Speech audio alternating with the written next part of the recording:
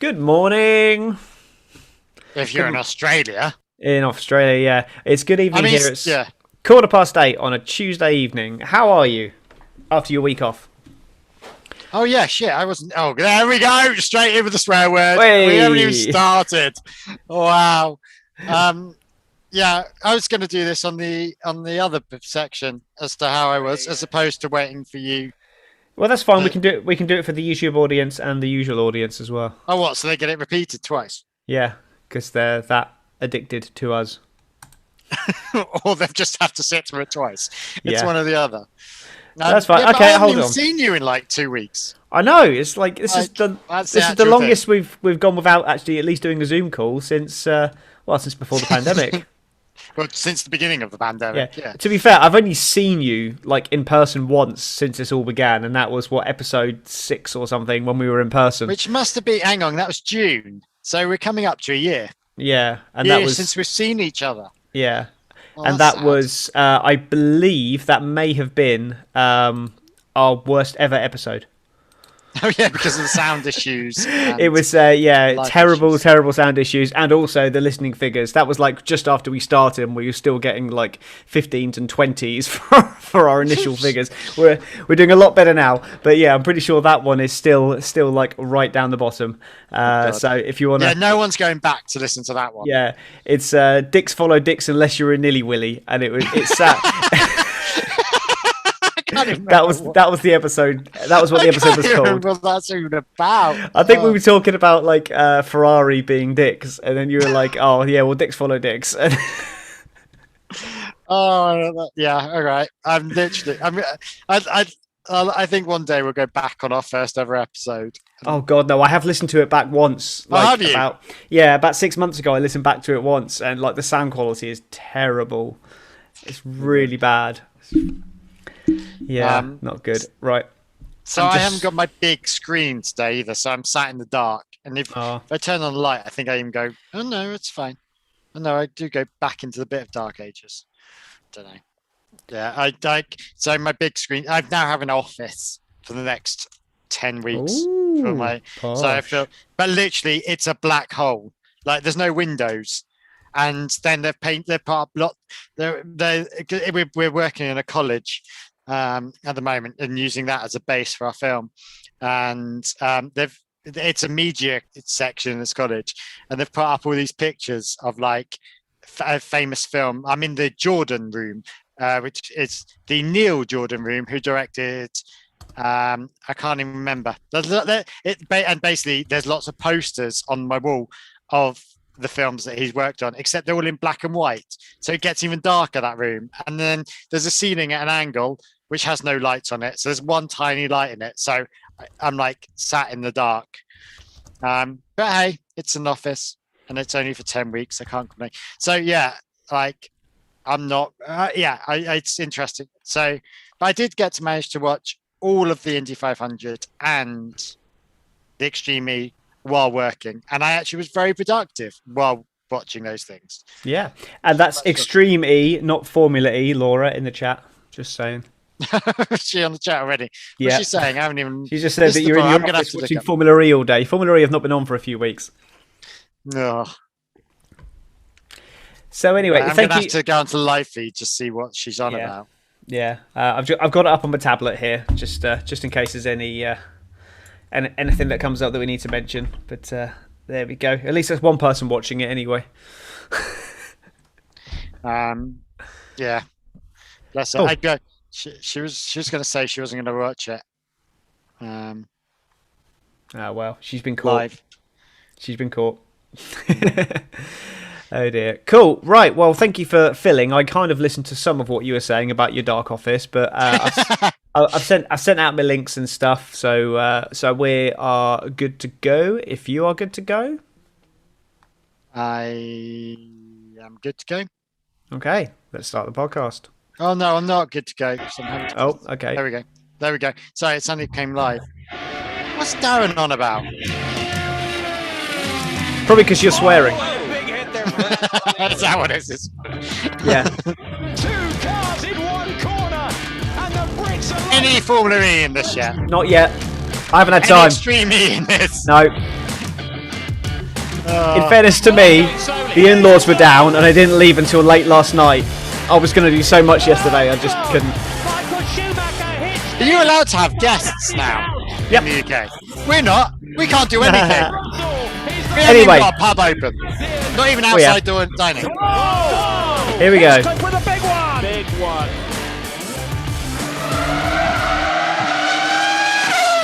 Welcome to the Monkeyseat, the podcast that turns left 800 times, but turn right just once and all hell breaks loose. My name is Tom. And I'm Carl, and I'm wondering if the Indy cars can go underwater. If it helps, guys, it really helps to have the words up. Like, I've not done that well. Why is Outlook opening? What? This is right. So, we're doing well. Basically, I haven't got my big screens, which we've already spoken about in previous. And I've got to try and fit everything onto my little screens. And I've got the recording up. I'm trying to look at the feeds. I'm trying to look at Tom's face. God knows why. You don't need to look at my face. Yeah, it's all like It's just so much. And normally I have like everything on screens and it's fine. Right, should we start again? Well, I did all right. Well, I can just jump in. Okay, no, it's fine. Welcome to the Monkeyseat, the podcast that turns left. My name is Tom. And I'm Carl, who wonders if Indy cars can go under the sea because the drivers seem to have a pre-made snorkel. You still screwed that up. We are a fully independent podcast. We're going with that. It's fine. By two opinionated friends who like to put the world to Why rights. do they have a snorkel?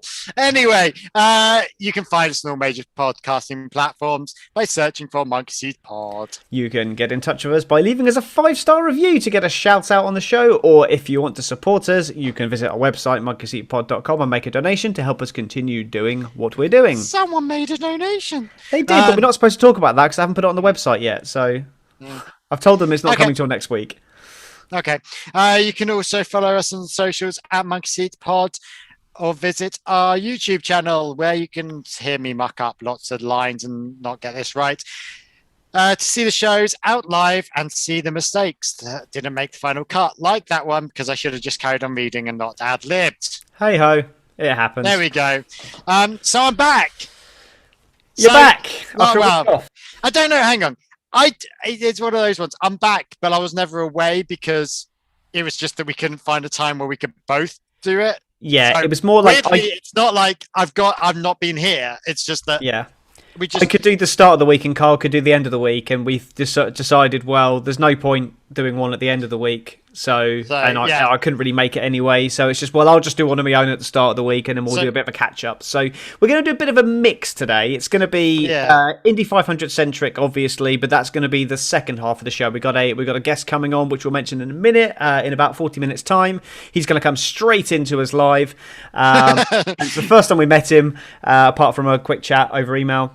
So we'll get him in, but in the meantime, we're just going to do a little bit of catch up on Formula One and just general rubbish in the meantime while we're waiting for him. So but like Tom's doing shows and wedding, and I've got a film that I'm working on at the moment. So if you heard on the YouTube, you'll understand why I have no screens here, and it's all very confusing. But yeah, so we are here. We are an amateur podcast. Just want to clarify, just in case anyone wants to complain, like someone started complaining about our friends on Grid Talk because they thought it was a professional production and then got upset. It was a shoddy. Anyway, it was complete rubbish. And to be fair, though, if they think it's a professional production, they're doing well. Yeah, whoever that guy is, you're an effing idiot. I don't know if idiot's a bad word. I can't decide, but he is. Yeah, so I just want to talk a bit about Monaco in a bit, and we'll look ahead at Baku, which, as Laura said on the YouTube chat, she's only here for Baku. So I might just drag it out right to the end so that she has to sit there and listen to it all the way through. So I'm just going to on the chat there. Darren has put, you mentioned about the charity thing. Yes, but anonymous charity, and it all will be revealed next week. Darren, you know your name's on the chat, so everyone now knows it's you that's donated. Just saying. Well played, Darren. And now all of the podcast listeners who don't go on the YouTube stream now know this as well. Darren, we can cut that out of the podcast, and if you want to cut it out of the YouTube Yeah, you I can. don't know. I might. No, I can't cut it. I'm not going to cut You it out. can't get it out of the YouTube, Yeah. out of the podcast. But you I'll can't probably get leave it in the podcast as well. It's funny. if he. No, thank you to our first billionaire sugar daddy, Darren, for hitting the top tier, our first donator. He is a bit of a super fan of the podcast anyway, so much appreciate his all of his contributions and his comments and his advice and messages and hot takes and all that kind of stuff. He's been an absolute godsend. And he's the one that got us Steph Wilson on the show on episode 7. Oh, Steph. That's okay. We'll no talk one about is Steph looking. later on. Oh, poor Steph. Oh, What is that That's- poor man? that's so bad for him. So bad for him. Oh dear. But we will talk on that later on. I did send him a tweet earlier. He was quite down about it on Twitter, and I put a tweet up there just saying that it's how you bounce back that defines you, not your mistakes. So yeah, I don't feel. hopefully he saw that and took something from it, and hopefully everyone out there, just send your love to Steph Wilson. He worked so hard to get into the 500 and then to bin it on lap 32. Heartbreaking. So send him some support because he deserves it. Yeah, and he'll hopefully get a seat next year, full time on the track. I doubt it, but he'll. I think he'll be pushing. He'll be pushing for the 500 next year again. I'm absolutely certain. Yeah. I broke my phone, Carl. What didn't? I broke my phone. Well, Look. I've lost my knob on the back though. Oh, nice. I Can't see it because of the green screen, but yeah, you can't see it because of the green. Yeah, you can see the crack, What and then have it you means done? that the screen Oh, or the bottom half of the screen doesn't work. I'm gutted. I've only had the phone 3 months. I had my previous phone for 3 years. Oh yeah, I forgot it's a new one. Yeah, I got it in January. What's that, Tom? What? Awkward balloon. Yep. Sorry, that's a send back. Awkward llama. Awkward That's gecko. always ostrich. That's awkward gecko. This is a send back to something that happened a long time ago. When Tom and I went to Edinburgh Fringe, seemingly, and started doing anything that was randomly awkward. Do you know what I was That was wearing? just- You say this. I was wearing my Edinburgh Fringe t-shirt earlier before we started the live really? stream, but I changed into this because it was too close to the green and kept phasing. just a floating head. Oh, yeah, that is quite funny. Oh dear. Anyway, should we actually talk about something? Well, firstly, let's announce our guest. It's the American editor of TheRace.com and host of the Race IndyCar podcast, Mr. Jack Benyon, will be joining us at 9:00. Very excited for that. Is he in America or is he over here? We'll have to ask him when he comes I on. have no idea about this man at all. I have no idea. I know he's the American editor. I listened to his podcast. It's only, I think, 6 or 7 episodes old, and it has J.R. Hildebrand on it every week. But the Race do a really good job. They're just an absolute phenomenon. They came out of nowhere. They get more hits than F1 and there was something else. F1 and WTF1 combined or something at the moment. Well, it's that's insane. To be fair, they are better than WTF1, a lot better. So, But it's still, if we could only be a minute attachment to that would be amazing. yeah. No, so Jack's very kindly come on. So you have to just kind of excuse his northern twangs. But Oh, is he northern? yeah, I think so. Yeah. Yeah. Well, he is. That's Well, all right. he sounds northern anyway. So yeah, but I was looking forward to that. And he has J.R. Hildebrand on the podcast with him every week as well. Who you may or may not know, but he's a race car driver, Carl. Thanks. I was worked saying- that one out. I do have some understanding of racing. Oh, that's all right then. Sport, He was. In fact, he finished 15th in the 500 as well. So because There we go. he raced this weekend. But we will get onto that later on. So, did you listen to the podcast last week? All by myself. Yeah, I don't want to be. That was no, so hard. do you know what? Well, effing done. it was Because hard. That was rather smooth. I don't know how much you edited, but it didn't sound like you edited that much. Nothing. Well, but, I mean, you watched do you know what? watch the It's live probably stream. goes- it Oh probably no, I goes didn't. No, I better. didn't do a live stream, did No, I? you didn't do a live stream. Yeah. So that was no live stream, and you sent one out. But yeah, fair play on you. It was hard. I went to bed and I was like, my throat was killing me. I was like, I've never spoken so much without stopping in my life, and that says a lot because I talk a lot. But I went through this bottle. I completely emptied the bottle by halfway through the podcast, and I was just gasping by the end of it. No, fair play on you. Well done. Yeah, I mean, Monica, fair play that you managed to even drag it out to 2 minutes, that race. Fuck. Bang on. That was the best it's been. Yeah, I don't know. Ever since, I think that's the best. I like that, yeah. Get you, Carl. That's how it's done. Yeah, I think it was the best 2 minute challenge since the very first one, where I managed to get the whole of the Austrian Grand Prix into 2 minutes, where we're finishing without Albon getting, Hamilton getting a 5-second penalty and Norris getting a podium. Remember that one? I was just rushing through it, and I finished it right on the buzzer. It needs to be a crazy, crazy race, or the dullest race in the century. I mean... Yeah. Well, the thing is, if it's a dull race, you can literally talk about everything and you'll fit it into 2 minutes. Yeah. Whereas with the crazy races, you have to pick and choose. You have to cut loads out. But what was going... Like, it was just bull. The whole thing was bull. And I hear they have eventually now got Bottas's left nut off. Yes, they have. 43-hour pit stop, I think. A record. I mean, at least his was staying on, unlike the IndyCar that came off. Yeah. But that's spoiler alert anyway. Yeah. But again, and then hang on. Then there was this thing about Toto Wolfie Boy going on about how it was Bottas's fault. Yeah, I was think that true? I don't know. There was just some.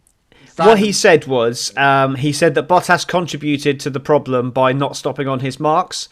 But at the end of the day, yes, it's his job to try and to stop on his marks. But it's the engineer's job who's putting the wheel gun on to make sure that it goes on and off properly. And yet he should have then reset because he went on a slight angle. That's what caused the problem. People go long in their pit boxes all the time. It's it's bloody difficult to go from whatever speed they're going into. We know they'll crash into signs. So... Signs, as in number one sign, as opposed to signs, the driver. But then to go from like the 60 mile an hour, or I think it might be 50 in Monaco, but 50 miles an hour down to stop in a couple of meters and perfect. You try and do that in a parking space in Tesco, see if you don't smash into the car in front. Ain't gonna happen. Yeah. And those cars aren't designed to go slowly either. They're designed to go quick. They'll be much more comfortable braking from 200 miles an hour than they would be going from 60 miles an hour. I guarantee you that. Yeah, it was just a bit like. So for I don't know what it was, but you can. I don't know whether it's the prerequisite on Bottas leaving, and now this is the. It seemed demise. Odd. It seemed very odd, didn't it? Yeah, this is them sort of having a little squabble that's not a real squabble, if that makes sense, so that they can.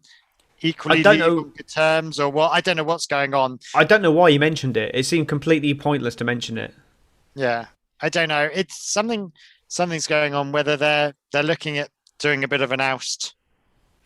Yeah, moment. I think the rumor is that Russell's going to sign a 2-year deal with Mercedes in the next few weeks.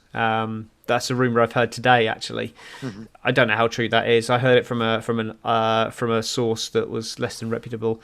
So it's probably crap. But I mean, he probably is going to sign a 2-year deal to Mercedes. He probably will. It's a sensible thing to do. But that still could be a 2-year deal to Mercedes where he drives in Williams still. Well, yeah, he may end up going to being loaned out somewhere. Yeah, which is what he sort of is doing now, isn't he? He's officially on the. Is he getting paid by Merc? I'm not sure. I think he's contracted to be a Mercedes driver, but Williams pay his wages. All right. I believe. But then I think that money then comes off their engine deal. I don't know about that. No one ever knows the. I bet there is a deal there. That is a deal that's going to happen. But I don't know. If you were Russell, would you be sat in Williams waiting for the Merc seat to open if there was other options on the table? It's a difficult situation, isn't it? Because he's itching to go up the third of the grid. If say it's not going to happen, but say Aston Martin came in for him as a good example, and they, do you then break ties with Mercedes to move up the grid and then be in a position where you can grab podiums and the occasional victory at best, and then in 5 years maybe you might be competitive, or do you sit in a crap car knowing that you've got a drive in a World Championship winning car around the corner, or is he then banking on the fact that? What if in 2022, 2023 Mercedes are off the pace? Because at some point they're going to fall off. Yeah, and it's just Yeah, there's anything that goes up must come down. It's, I mean the whole thing about Hamilton leaving. Einstein or someone said that. Hamilton leaving. Hamilton leaving McLaren to go to Mercedes. People said he was mad. I watched a video today. Actually, it was Jeremy Clarkson, and he turned around and said, "So leaving McLaren to go to Mercedes, that's a bit like leaving McLaren to go into." I can't remember what it was. Leaving McLaren to go into a VW or something. It was just like, oh dear. No, it was leaving Manchester United to go and play for West Ham. That was it. Yeah. Right. West Ham's fucking doing well then. The absolute irony about that, though, is like 2012, Mercedes weren't really there, but you knew they were going to be better in 2013. 2013, I'm pretty sure, I'd have to double check, but I'm pretty sure they came second in the World Drivers' Championship in 2013. So it's not like they came from nowhere. The end of the V8 eras, they were sorting the car out. Rosberg got a victory, may even got 2 victories in 2013. Hamilton got a victory as well. He won in Hungary that year. They were there or thereabouts. They were in the championship fight, and they just couldn't look after their tyres. And then the new formula started, and they got a bit of a boost from that. But they always knew they were going to get a boost from that. That's why Hamilton went there. But he still went into a team with a car that was capable of pushing for race victories. Talking about Laura came up with a suggestion the other day. Well, this is her bet. She reckons Russell will take over what's his name's chair, Bottas's chair, and then when Hamilton leaves, Ocon. To take over. I genuinely think that's probably what's going to happen. It's a good shout from Laura there. Do you think? Do you reckon Ocon? I can see Ocon and Russell working reasonably well. Is still contracted to Mercedes and is on loan at Alpine, but Alpine have first refusal on his contract. So I believe Toto Wolff was asked that question: would Ocon stand a chance of being in a Mercedes in the next few years? And he said that all depends on what Alpine do. And apparently Alpine have opened contract negotiations now with Ocon because he is comfortably putting Alonso in the shade. I mean, comfortably. I mean, didn't we sort of say that this is pointless, Alonso coming back, and he's not going to be any good? And well, I did anyway. I know I said. I always thought that Ocon would measure up well against him.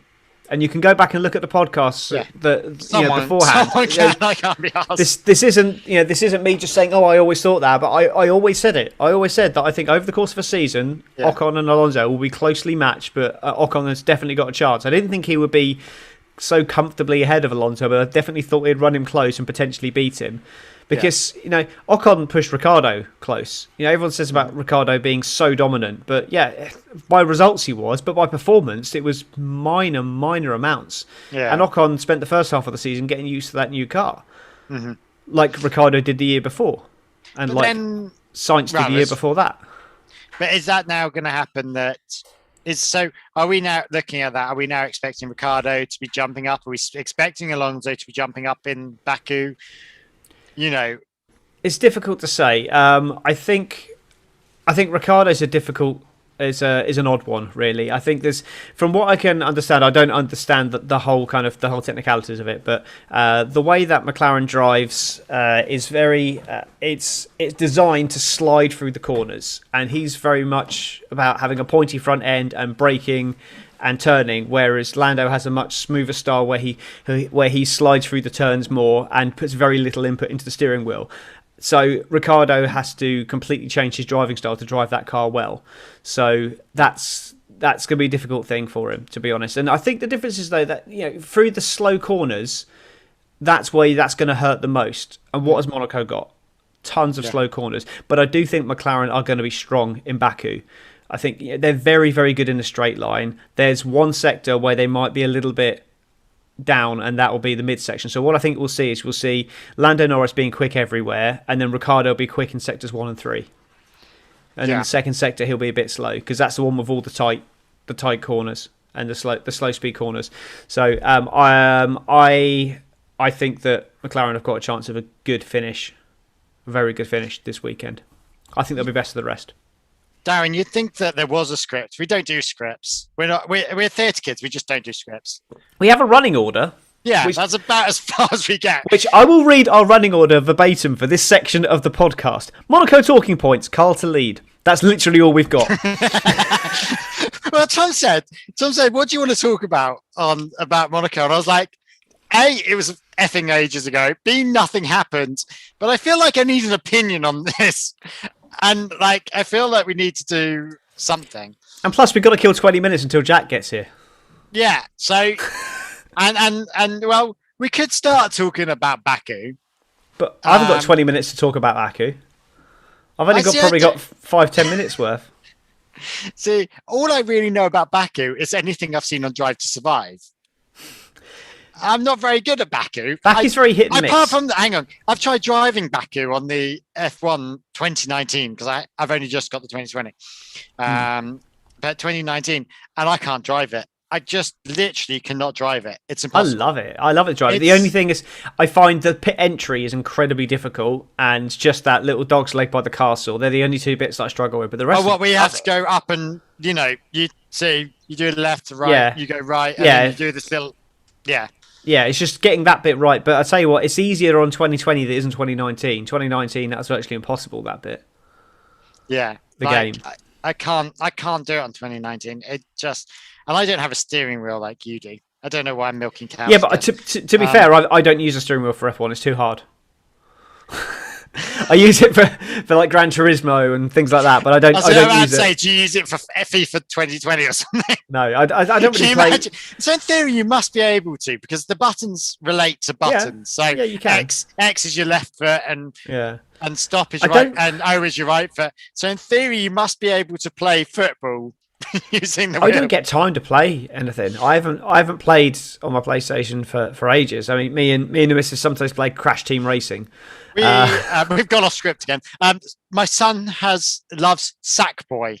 That's his latest thing from what's the Little Big Planet. He's now completed Sackboy. He's completed Little Big Planet 3. So like he's 4 and he's completing games along with a bit of help from me and Laura. But yeah, we sort of. I like the idea of this e-drive. Like we've obviously got coming up later, not today, but later in the week, I think. Ian from Veloce, who were originally an esports team, weren't they? Yeah. Before they got into real racing, if that's a thing. And I always find it really interesting. But my only experience, I've never driven. Tom's got COVID. I muted my microphone. I know, which will make no sense to anyone else that's watching the video. Oh, but I didn't mute it on my microphone though, so it still came through on the podcast. All right. Oh well. Well, they might understand it then. Carl was doing the Father, Son, Holy Spirit. I don't know. Anyway, the Father, the Son, and the Holy Spirit. I think. Is that it? 21? Is that the cross thing? I don't know. It's testicles. Anyway, YouTube, you're distracting us. Go away. No, don't go away. Spectacles, testicles, wallet, and watch. That's how I remember it. Who keeps the wallet and their watch on their shoulders? That's no, but like in your pockets. So in theory, that's your wallet side inside your pocket, and that's your watch side for checking the time. So spectacles, testicles, wallet, and watch. There we go. So we've moved on to religion now. That's good. Well, it's like Gasly does this whole like thing before he does any race and starts kissing the ground and finger and everything. He's very religious. I've never noticed that. Have you not? Like he always like before he did. There was where was it? It must have been Imola. Was it Imola when he crashed? Because he had Senna on his helmet last year. Yes, last year, and it must have been Imola. And he did this whole like big thing and Senna on his helmet, and it was all a bit like, "Way!" And then he crashed. I was like, "Well, that didn't work then." Like all that praise and then, like it was really early on as well. But what was I talking about? My only thing about e-driving, and we don't cover esports on this because I think would lose the will or haven't got enough. I don't time. Watch it. I don't have time to watch the motorsport we cover as it is. I don't know how it's a sport, and I can't get my head. But all I've got as an idea of esports is those bloody game consoles in, Blackpool and in like the local bowling alleys, like, and they're so clunky and like, you don't feel like you're driving. You feel like you're fighting a steering wheel, no matter what you're doing. And then you're trying to beat an impossible race. You can never win those races. No one has ever won a race. Yes, they have. On those things. No, they haven't. I have. How have you won a race on that? Anyway, which game are you talking? The Gran Turismo one in like I've won. I remember I won on the old like Le Mans one. In the proper McLaren F1 GTR. Proper fake. I used to win in Sega Rally. I used to win on Daytona 500 when I used to play that. Get you. Well, I worked in a bowling alley. I used to play the games for free, didn't I? How did you manage that? I don't even want to know how you hacked the system. You get the keys, you open up the cash box, and you press the buttons like 50 times to load up 50 credits. And you just sit there playing Race On until 3 a.m. Wow, the inner workings of the bowling alleys. There we go. Anyway, we need to keep Laura happy. So should we talk Baku? Yeah. Okay. Number 1 Verstappen. Is she thinking Verstappen's going to win this? Oh, we're talking predictions, are we? She seems to have. She just went, okay, number 1 Verstappen. Well, we'll get on to that. Last time out, she's decided she's the guest predictor without. No, we've actually got guest predictor. No, the guest predictor's going to be Jack. No, well, hopefully, sorry, Laura. To allow it, but we can still mention her predictions. She reckons Verstappen, Leclerc, Norris. I don't think Leclerc's going to be up there. There's too much fast bits. No, he's better on a slow track. Yeah, well, it's just Ferrari. They're just crap in a straight line. So last time out in Baku, it was a Valtteri Bottas win. And it was a Lewis Hamilton second, with Vettel third in a Ferrari, Verstappen fourth for Red Bull. Vettel third in a Ferrari? Yeah, this was 2019, remember? Oh, yeah, they did. This is the thing. I don't know. I've never seen Baku. Yeah. Because, like, as I said, the only experience I've got Baku is the game console and Drive to Survive. So I'm really excited. Is it a good race, Baku? It can be hit and miss. Basically, if there's a safety car, it's amazing. If there isn't, it's probably quite dull. So the first time they went to Baku, I mentioned it on the podcast last time, with the F2, all of the support, well, I think it was GP2 back then, but the all of the GP2 and GP3 races were absolutely mental, insane races. And then it got to the Formula One and they were just like, calm it down, lads. And then it was the most boring race on the planet. And then the second year came along and Vettel drove into Hamilton on purpose. And then Hamilton... Is that the one with Ricciardo and... Ricciardo won it, I think, in 2018. No, all right. So 2019 is the one where Ricciardo decided to go up. Ricciardo... 2018, Ricciardo went at the back of Verstappen. Yeah, that was it. 2017, was it Ricciardo won then, maybe? I know he's won around here once. And yeah, it was a crazy race. I'm sure it was 2017 actually. Yeah, Bottas had a puncture starting the last lap to allow Hamilton to win in 2018, I think it was. So he's very good around here. But yeah, so 2017 and 2018 were crazy races. 2019 was terrible. And 2016 was not great. But 2016 doesn't count because that was the European Grand Prix. It wasn't the Baku Grand Prix. I would never happened to be in Azerbaijan. Yeah, I would never think of Azerbaijan being in Europe. I don't know why. Well, this is why they called it the European Grand Prix, because they wanted to prove to everyone that Azerbaijan was in Europe. And then after the first year, they changed it from the Grand Prix of Europe to the Grand Prix of Azerbaijan because they decided, oh, well, everyone knows we're in Europe now, so that's fine. But does anyone actually care? The only way I know that Azerbaijan is in Europe is because they're on Eurovision, which I watched last weekend. Yeah, but so are Australia. And Russia. Yeah. Parts of Russia in Europe. Yeah. I think it's Sochi in Europe, officially. I think Sochi is in Europe. Well, it's classed as a European race on the Formula One calendar. There we go. I don't know. My geography of Russia is pretty bad. I have no idea what's where. Yeah. Sochi's down the bottom left. I know that much. Yeah. But I don't know. We'll talk about Sochi when we come to it. But no, I think it's an interesting street circuit, Baku, from what I've seen and what I've driven, and I think is that probably one of the better street circuits? Yeah, I would say so. It's currently the fastest street circuit in the world. Jeddah in Saudi Arabia apparently is going to be quicker, but we don't know that. We don't know that until we're there. But Yeah, no, I think Baku's it's got some interesting. What I like about it is there's a bit of everything. It's like a greatest hits of every circuit because you've got fast turns, you've got you've got tight, slow corners, you've got sweeping turns. Not many of them, but yeah. It could do with like a bit more of like a fast turny section, like a little S's section or something. To Well, replace, they can't change the to system. replace. No, they can't. But to replace one of the really massive long straights, if they could have like a little twisty section that was for high speed. So I quite like that final long straight before you go into the pit.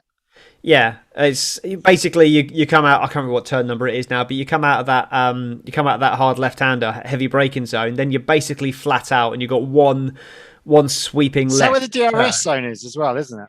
Yeah, it's quite late. But there was in 2017. Lance Stroll was in second place in a Williams, and he was coming through to the line, and Bottas came through and passed him on the line, literally on the line, out-dragged him.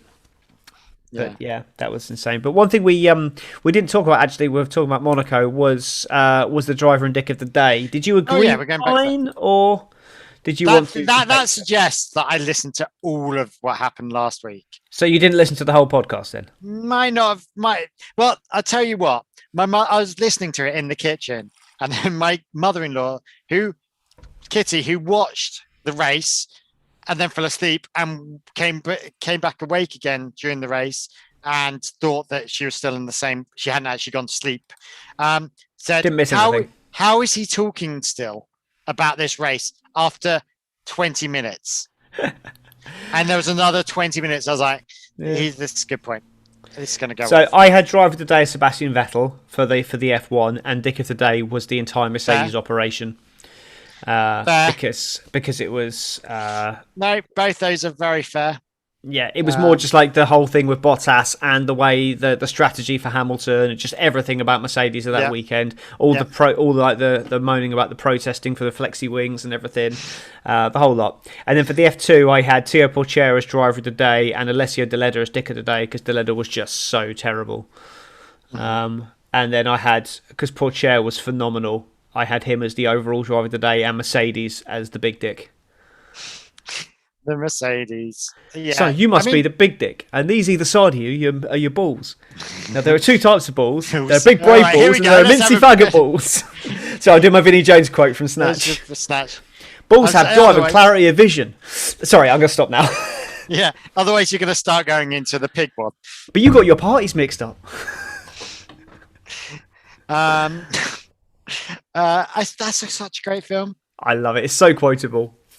Yeah, so quotable. Weirdly, the only film I can ever quote from is Cool Runnings. That's the only film I can ever quote from. We're going off topic again, but I'm pretty sure I've not actually seen that all the way through. Fill the rhythm! Fill the rhyme! Come on up, it's bobsleigh time! Cool Runnings! Cool, that's not racist. Anyway, I'm not trying to be racist because I'm making Jamaicans sound like they're Jamaica me crazy. Right, anyway. There's my musical quote. What musical is that from? God knows. Don't even talk to me about musicals. You're off to see so many bloody musicals. I haven't even got a pub open. I haven't even got a pub open. Not even an outside pub. Britannia rules the world. And well done on you. Your first day without any deaths. Yay! Yeah, but to be fair, it's the first day without a recorded death within 28 days of a COVID-19 test. However, it's bank holiday, so some people ain't working. Yeah, good point. There's some people that haven't. Give me 0 deaths on a Wednesday or a Thursday, then I'll start clapping. But I forgot you had. See, we our bank holidays next week, so we didn't have a bank holiday yesterday, so we have bank holiday next week. Okay. So, but yeah, we'll see. Like Laura's talking. Why? Laura needs to get on this podcast because all she's doing is just annoying me with her chat. Well, you shouldn't watch it then. It's very distracting. Tom, I brought Carl McLaren merch, which I still haven't seen. Oh, okay, that's good. Merch. I bought you Monkeyseat merch. I know, and didn't I get in trouble for that? Did you? Why is that? I got in trouble because so. You bought the Monkeyseat merch, and I then sent Laura the picture going, look what Tom's got. That's awesome. She then got annoyed at me thinking that because I said, I want one. And then she got annoyed at me because she'd brought me the McLaren merch in the same colours. Oh, and she got one of the duck egg blue ones. No. Oh, okay. Like the darker blue. I haven't seen it, so I have no idea what it looks like. Who's Mr. G95? No idea. Hello, Mr. G95. Thank you. Welcome to the live chat. Sorry, I'm intrigued who you are. Yes, but you are, Mr. G95. Yeah, you are right. We have had hundreds and thousands of deaths every day. So no, you are absolutely right. Sorry, it's a massive. Sorry, we aren't taking the piss on that. We were just saying that actually, it's well. I generally was like, well done, because that is your vaccination program is getting there, and it's George. Who's George? George from Grid Talk. I'm assuming it's George from Grid Talk. I can't tell. We can't tell by your picture. He's not got beard. Is that what's confusing me? I can't see his picture. It's on the tablet, so it's too far. Anyway, this is really terrible content. So we've got 5 minutes until Jack's on. So should we do our predictions then? Yes. For Baku. Yes, let's do that. There we go. I love that bumper. Oh God, hello, she's there. She is. Cool. The voice of an angel. So this is special for the YouTubers. Now that George is here, I can do this because I know he's going to like this. So this is I've been meaning to do this for a while. So I've just got to go onto my share screen so you can all see this. Podcasters will have to go without. If you haven't listened to the very beginning of this, you should listen, because we had a discussion about our friend that said that your podcast was a bit rubbish. Anyway, so on the YouTube you will see our lovely wheel of all the Formula 1 drivers. Tom's been playing. So this Tom's is the geekery has come out here, everyone. Here we go. I'd just like to explain what this is. This is a wheel with everyone's name on it. And it's Max Verstappen. No, we had that one on the test run. Doesn't matter. Right, so it's going to be Max Verstappen is going to be the... we might actually get points. Yeah. We might actually get points. Sorry, that was a spin wheel. And it needed... Do you know what we need? We need a sound effect to go over it. That... No, it only lasts for 5 seconds. It's not... And besides, we've got the ship... Well, actually, the shared audio is not going to come out on the podcast. It's like the Wheel of Fortune. Anyway, so we've got Max Verstappen is the random driver position. So that's going to be the driver we have to predict where they're going to finish. So we've got who's going to win the race. Who's going to win the race? I've got no idea. This is interesting because I've got Verstappen to win the race. So do I double down or do I sit on the fence? Who's going to win the race? I am going to double down. I'm going to go double down as well. Yeah. I think it is a Verstappen. So you're going Verstappen. You're going Verstappen to win the race. Yeah. Okay, and you're going for Verstappen for first in your driver prediction. Yeah. Okay, well I'm going Verstappen to win the race, but the random driver position I'm not going to double down. I'm going to hedge it. You're going to go for second then. You wouldn't go for third. I am going to go DNF? 19th. DNFing then. He's going to DNF. So I'm going to put him down as 19th. So someone else DNFs before him. But sorry, can we I've got the first retirement, Sergio Perez. Double DNF for Red Bull. Imagine the Red Bulls double DNFing. Oh, it won't happen.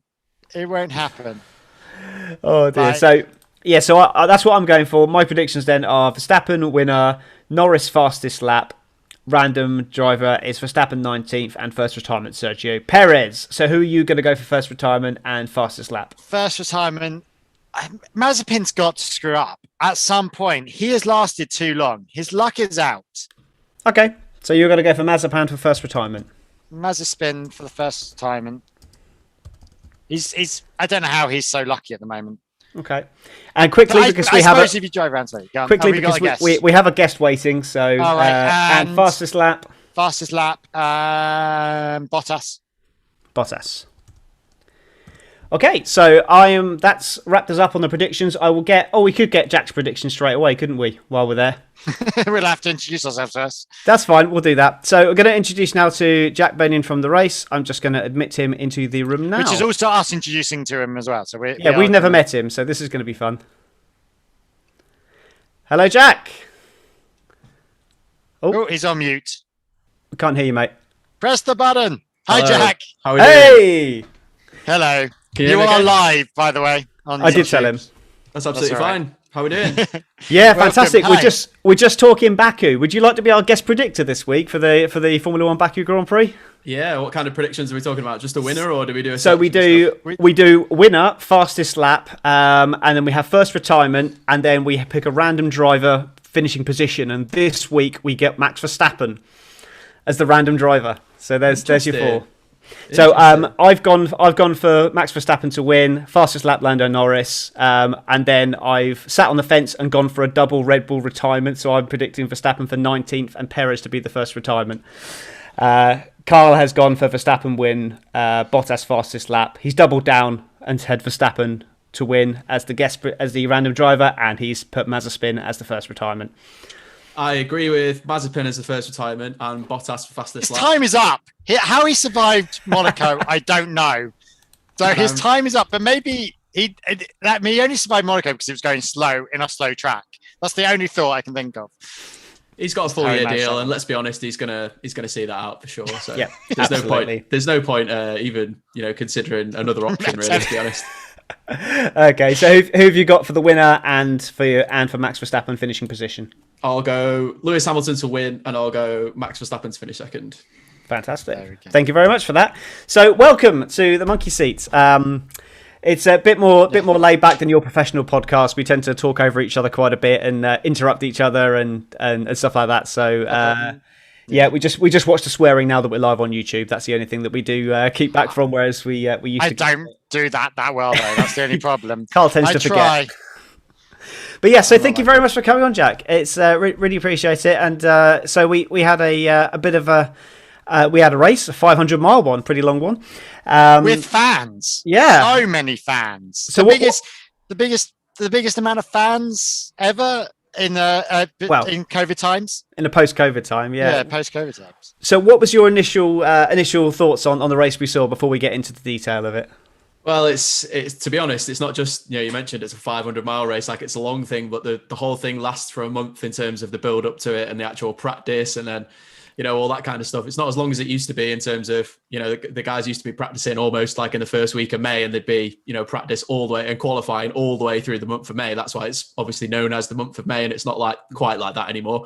But yeah, it's quite a long drawn out affair and it does take its toll. But, I've enjoyed every minute of this year's one just because there's been so many fascinating stories behind, even just looking further down the order. I think, it sounds a bit cliche and a bit kind of a bit throwaway, but the standard is just so high in IndyCar in general, but also the 500 this year that, you can look at someone finishing 18th, 19th, 20th and be blown away by how good they've been. And, they're so close. I mean, if you look at Scott Dixon's pole lap, it was like 0.0009 seconds per lap faster than Colton Herta to get the pole. And when you're talking about margins like that, and, on the road courses, you're talking about 0.03 seconds between making Q2 or not, effectively what F1 will call Q2 anyway. So, everything is so close together at the minute that it makes my job quite difficult actually trying to explain why someone's ended up where they have been, because they can go 95% on the in lap and it can cost them 6 or 7 positions in the order of the race. And that's what we saw in the Indy 500 for people who, are looking further down the order and maybe don't know why someone's ended up where they have. It could be something as simple as they lifted on their, as they were heading out of the pits, they had to lift, lost a little bit of momentum. And that's, the trains are all close together. It's cost them, 7 or 8 positions. So it's a mental race, honestly. And it takes so much effort to get to the bottom of where every single driver, ended up. And, it's quite easy when you're looking at Formula One to kind of assess people's races on a driver by driver basis. But when you get into something like the 500, the number of things that impact the race is so massive that it's quite difficult. I laugh it's because the same. Sorry, Carl, just quick. Yeah, I laugh because you mentioned about it's very difficult to figure out where people end up where they did, and it's almost like you've been listening to this podcast because my race reviews are often Dixon came home in 12th. No idea how he got there, but there we go. You know, it's just Dixon so never finishes in 12th when you no, don't know no. what's To be happened. fair, yeah. Sorry, Carl, you were going to say something. It is mad when you're watching it. Like there's about 20 places, and they're talking, and then they're saying, "Oh, and Pagenaud and the race between Pagenaud and Dixon," and they're in 22nd, 23rd at one point, and I was like, "How's that the race?" Even in the pit stop world, it didn't make any sense as to even if those all dived in, like as to how the race was even trying to follow it. And obviously, it's interesting in the UK here, which I'm guessing you watched the UK Sky version, is that although it was quite nice this time to actually have some commentary in between, you're trying to follow the race with the American commentary, and then we cut to the English commentary, and just trying to catch up with where people are and how the race is going on and who's in the pits and the amount of pit stops on the Indy 500. Like, what's the average of a pit stop? Pit stops? It's usually about 5 stops. Yeah. And then because obviously it depends on cautions and things like that. So obviously it's not really like a set number, but it's usually about 5. And just to build off what you're saying, I think it's because, especially people who maybe just follow Formula One and things like that more than they would IndyCar, you're kind of lulled into a false sense of security of, at the start of an F1 weekend, by the end of Friday, you know exactly how long each tyre is going to last in the race, theoretically, by one or two laps either way. So all the teams have already got their race strategies in the bag, and it's only rain or a safety car that's really going to shake things up massively from what they're planning to do. Whereas in the Indy 500, one caution can basically take half the field out of the race because they've just pitted, or they're just about to pit and can't pit, which is what you saw with Dixon. Obviously he was... I mean, that was insane that Dixon got absolutely stuffed on that one, and it wasn't just him. There was another one as well, wasn't there? Yeah, there's quite basically all the Chevrolet drivers had to pit under that caution. So JR Hildebrand, if anyone knows the race, the company that I work for, we've got a podcast with JR Hildebrand, and he was another one who basically, because the caution, it looked like it came out at the perfect time for people who hadn't pitted, because theoretically, like you would in F1 with a safety car, you want to make your pit stop under a caution because you lose less net time. But what had happened was, the guys that had stayed out then basically ran out of fuel. So they had to come into the pits when the pit was closed. So then they had to go to the back of the line. And then with Dixon, obviously it was compounded by the fact that his car wouldn't restart. So he was stuck in the pits for ages. And Rossi had a similar situation. So that kind of took two of one. Maybe Rossi's not been in labelled a favourite in terms of the lead up to this year's event, but he's the 2016 winner and is always finds his way to the front at some point and is competitive. And obviously those two were taken out of the running almost immediately. So that's the 500 for you. Your Lewis Hamiltons and your Max Verstappens can be taken out of the race by no fault of their own in 5 or 10 laps, and they're completely out of the show. So it's an interesting one in that sense. Just checking, guys. Can you still hear me? Because my video. I can still hear you. I can't see you, Tom. I can see you. Oh, okay. Well, my video seems to have frozen at my end, so we'll just carry on. But I'm just gonna carry on there, looking down on my screen. So, we've lost my video, but now I've lost everyone's video. This is really, really fun. We can still hear you during this lovely break. I'm just going to put a light on because I can't actually see anything. Cool. Right. the wonders of live YouTube. There we go. If you lose me. If you lose me, then tell me. But I'll just carry on with no video for now. So you mentioned the company you work for, the race. So little touch on that. How did the race get started? Because it's quite a new thing. And when did you come on board with the program? Yeah, so I wasn't really about when it was starting. I was working for a different company at that point. But I was, a lot of the people who gave me my break and have helped to train me over my career are now part of the race. And it wasn't a case of, leaving one company for another, but I was really interested in the project that was being set up by the race. And it just happened that it was the right time for me to move on and try something new. And I really liked what the race was doing. So, basically they've got WTF1 and, very heavily into video and podcasts as well as written media. And that really interests me, the kind of moving forward into the future with how people kind of digest content and stuff like that, not to get into like kind of thick journalism stuff that people don't want to hear about, but it's just, I just find the whole kind of landscape of media and where it's going, fairly interesting. So what the race was doing was quite nice in that sense. I just like, it's a fresh approach. I think we don't have 50 years or so of doing something a certain way, and we have to stick to it. You know, we do lots of different stuff. We don't treat many things the same. You know, we just try to give everything the treatment that it kind of deserves, or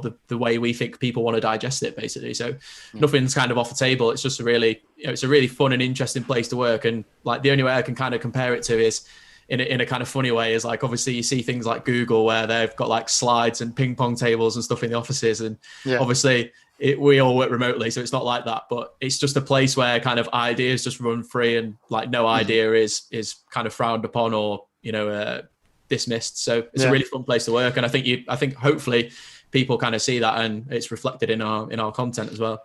Yeah, it's definitely comes across that way. Sorry, Carl, you were going to say something. So how did you get into being you're the American sort of journalist, if you will? How did you get into following American motorsport and then joining the race? Yeah, well, actually, it's quite a long and uninteresting story. But the way I got into motorsport was we've got a little bit of family involvement, but not too much. And my treat basically as a kid, when I used to be able to stay up late at night, was to watch NASCAR. And that was how I got into motorsport. So, you know, kids, when they're like, you know, I really want to stay up, I don't want to go to bed yet. Dad, let me stay up for a bit longer, kind of thing. and my kind of excuse for that would be, let's watch a NASCAR. And it was when Jeff Gordon was dominating NASCAR in the kind of mid to late 90s. So I have really kind of vivid flash kind of memories of Jeff Gordon winning races, and the kind of DuPont livery with the flames and stuff, and the rainbow livery and stuff like that. So that's quite like a vivid memory for me as a kid growing up with that. So that was really cool. So I've always been interested in American motorsport basically, but I've never really pigeonholed myself into any kind of area. I did rally journalism for a little while, just trying to branch out and learn as much as I could about every different motorsport, and also every different kind of publication or every different person that I could kind of learn lessons from and stuff like that, really. So it's taken me down many different paths, but when the race were looking for someone, I was keen to kind of add that to the resume, because it's America's one of the places that I've not really been able to go to much in my career. And, you know, I was down to change that in 2020 and go to quite a few races. And, how did that go? Yeah, exactly. That didn't go particularly well. So that was disappointing, but the whole IndyCar paddock's been really welcoming anyway. And they've done a really good job of opening up the championship to media during this time and making sure that people can get what they need from the drivers and teams. So it's been a really fun place to work, and I've loved every minute of it. I'm just sad I wasn't able to go to the 500 just because, you know, we're still being advised to travel here in the UK, so it's difficult. See, I'd love to go to the 500 now. That's now on the bucket list to do. It's one of those definite races that I'd like to. Just in case you haven't spotted him on YouTube and in the podcast, we've lost Tom. I've just got a text from him going, his laptop crashed, so he's going to have to come back to us. But we'll just carry on anyway. So so you're working with, you do a podcast with Hildebrand. Yes. What's that like, working with someone that's racing, you know, he was racing the 500 this week and still very much involved within the Indy circuit?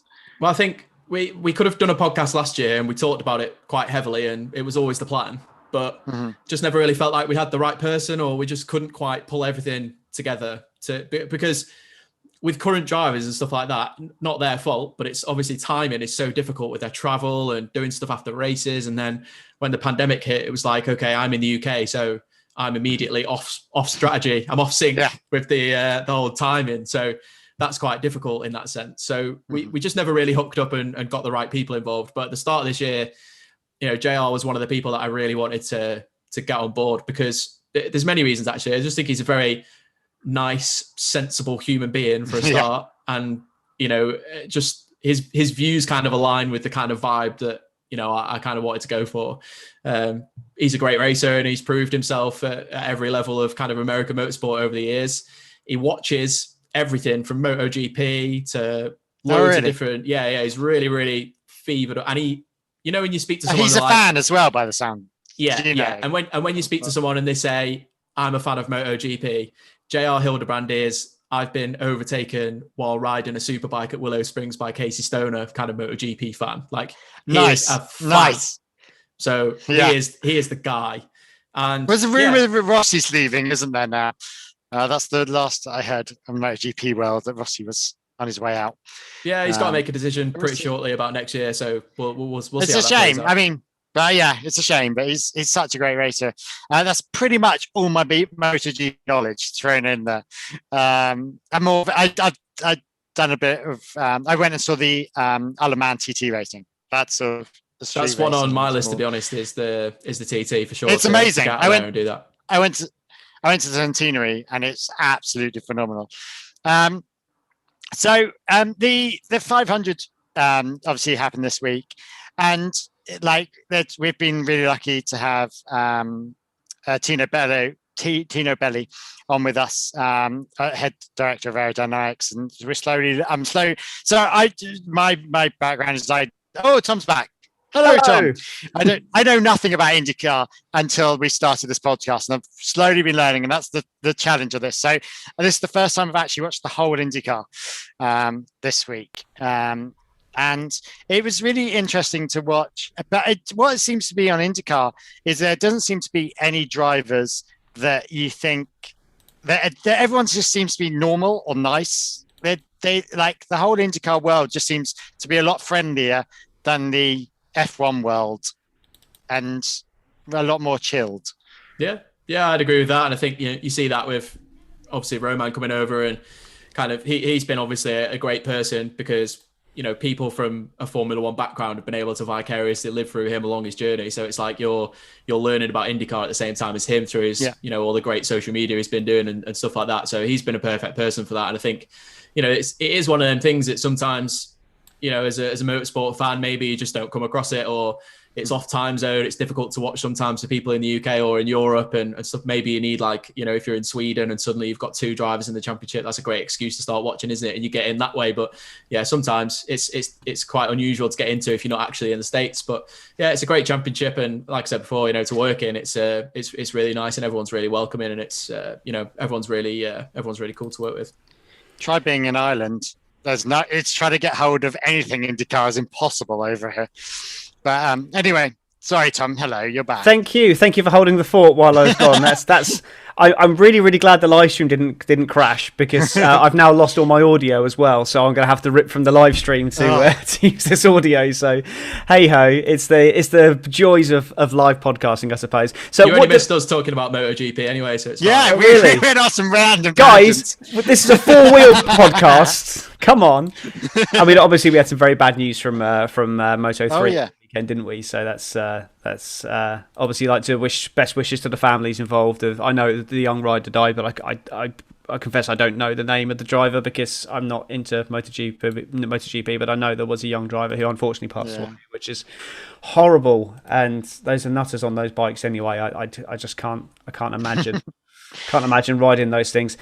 So did we actually get into the 500 at all, or were we just chatting? No. We were just chatting and filling some space. So I do apologise about that. No, that's fine. But so, I wanted you've got the review, so I was like, yeah, I say review. It's going to be a drop in the ocean to what you could have prepared, I'm sure, Joe. But it's just how we do a 2-minute review. Basically, Tom could talk about motorsport races forever. I somehow made Monaco last 2 minutes. And it was exactly 2 minutes as well. So impressive. But no, this one it's just a few lines, because I thought, well, we're going to go into detail with you anyway. So I didn't think there's much point in me summing everything up for you to then go and sum it up anyway. So what I've got is the 105th running of the Indy 500 saw 135,000 fans in attendance, making the largest social gathering in the world since the start of the COVID-19 pandemic. And all eyes were on IndyCar to see how they dealt with the occasion. The race itself saw Helio Castroneves take a popular but unexpected 4th win with a pass on Alex Palou with just 2 laps to go. 13 people led the race, but local hero Connor Daly got the biggest roar of the day when he led for the first time in his career.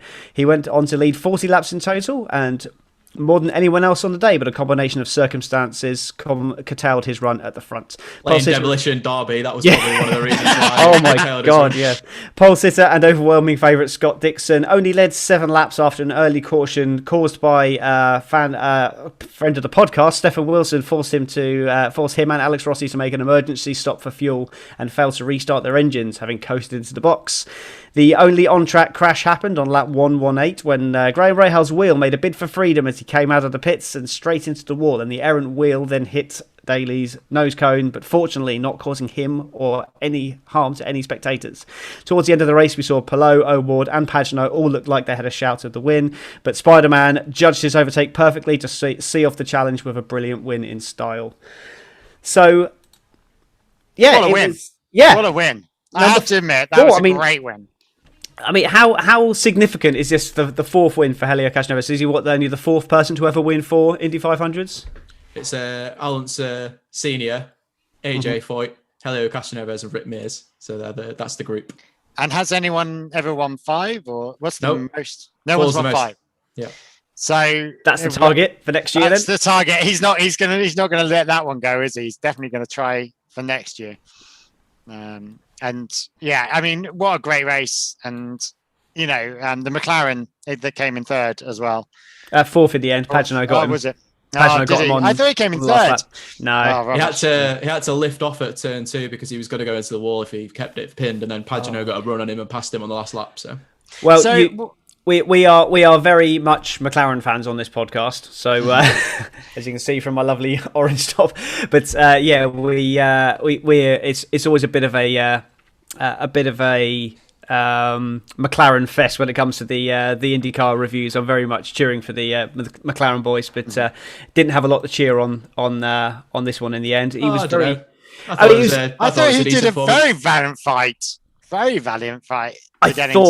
I had a feeling he might have been able to win it towards the end. I was thinking, he's not going to do it surely, but no, he just didn't. He just. I was actually watching a bit of his onboard, and he just when he was reporting on the radio, it was just as soon as he'd done the last stop, basically they just didn't quite make the right changes after the pit stop, and his car just went away from him, so it wasn't going to happen. But Montoya was in the top 10, which was really impressive, and he's a bit of an expert going away from Indy for a while and then coming back and delivering decent performances, and I'm sure the leadership at Arrow McLaren SP would have preferred him to be a bit higher up, but at the end of the day, I think Felix Rosenquist's car as well was a top 10 car if the strategy had played out. So I think all in all, they could have had 3 cars in the top 10, which as I said before, when you start to assess how close this field is together in terms of the race, to have 3 cars in the top 10 is pretty difficult, and we saw the big teams fail to do that in most cases. So it was obviously they're kind of joining that big teams. When I say big teams, that basically the big 3, Andretti Autosport, Chip Ganassi Racing and Team Penske, considered the top 3, the big 3 they're called in America, as the kind of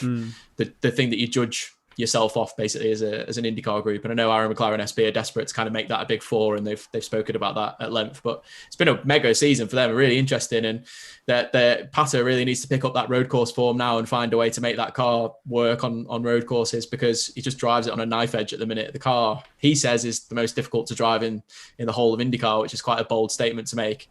And it's just basically that's how the car is set up to go fast. It's got to be driven with a lot of oversteer, and Pato's the one who can hold it together, and Felix is struggling a bit to get it to work how he wants it. Basically, Pato's eating through his tires because the car's so leery over the course of a stint, and it's not working the way it should. So he's 1 point behind Dixon in the championship, which if you've not listened to or watched much about IndyCar before, if you're anywhere near Scott Dixon at basically any point after 3 or 4 races, then you're doing the right thing and you're going to be in the championship fight.